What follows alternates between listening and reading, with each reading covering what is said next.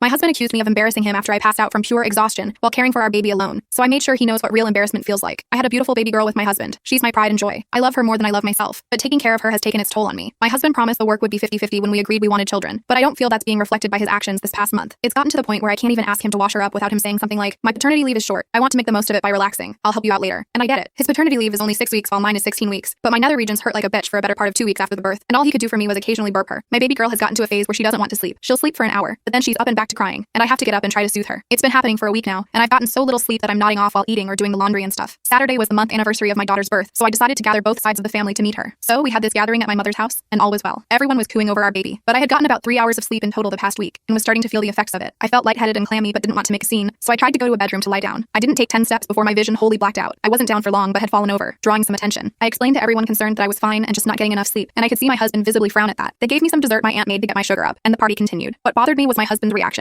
When we got home, he said that I made him look bad, and that he wasn't taking care of me. I was confused about how TF me passing out made him look bad, but he refused to explain himself and had a pity party for himself in the kitchen. I was still feeling bad, so I decided to leave him alone and just to sleep, but he seemed to have taken that as a sign that I didn't care about his feelings. Update. Yesterday, before I could Uber to my mom's house, my sister offered to help me, so I stayed with her instead. She's taking PTA to help me with my girl, for which I'm very grateful. She also gave me sleep medicine that knocked me out for hours. I woke up a few hours ago to tons of messages from my husband, and I mean tons. Here are some of the things he said. "You can just up and fucking leave with my baby. Come back now. Please, let's talk about it. You're so fucking immature. What is wrong with you? We have one argument, and you fucking pretend like I've been beating you. Why the hell did you leave? We can work this out like adults, yet you are choosing to be difficult like a little bitch. Please just come back. We will talk and sort this out, and we can return to being happy. So come back. I miss my baby girl. You can't just take her away." And his last text was, "What if I call the police for kidnapping? Would that teach you what you're doing is wrong?" I already sent the screenshots to his mom though. Update. For all of you who wanted to know his mother's reaction, she yelled at him, and he made that my problem. The things he's messaged me are vile, and even though MIL was mad at him and knows what he's been saying to me, she still insisted that I visit him face to face so we can work things out. I don't blame her. He's her son, of course. She'd still want to help him, but still, with all the ways he's been threatening me and cussing me out, I didn't want to see him, but I decided to go. I went with my sister for safety. We got there, and he played with our baby. He offered to feed her. She wasn't hungry, just acting utterly different from the man texting me about how much of a heartless bitch I am. I didn't feel comfortable having him near me or the baby with how violent his texts were, but she's still his baby. I don't think the courts would favor him after I show his texts, but I thought I should be safe and allow him some form of contact before going to court. This was a mistake. At the end of the visit, I decided to pack my stuff since that was one of the only reasons I agreed to come, but I didn't feel comfortable not being there while he had my baby. My sister was there and I trusted her, but I'd rather watch her with my eyes. So my sister went upstairs to pack for me. As soon as she was gone, he started talking about it. "See, I'm good now. I can take care of her," and other stuff, but that wasn't the problem. Even if he became super dad, I wouldn't be able to see him the same, not after all those messages he sent me. I told him that, and he got pissed at me. I was worried since my daughter was still in his arms, so I tried to de-escalate his feelings. It didn't work, and he started yelling at me for being heartless, stubborn, and whatnot. I wasn't focused on what he was saying. I was focused on my baby. I tried to reach out for her, and he shoved me hard enough to fall back. My sister came down and tried to help, but he pushed her away too, ran to the guest room, and locked himself and my baby in there. He refused to come out unless my sister left, and I stayed behind. It took officers almost 30 minutes to get him out. She was fine though, so I can't be too mad. They didn't arrest him since no harm was done, even though my sister and I have bruises to prove otherwise, but they held him outside while I packed my stuff. I don't think I'm going to go near him again, not with my baby. I'm considering applying for that emergency custody.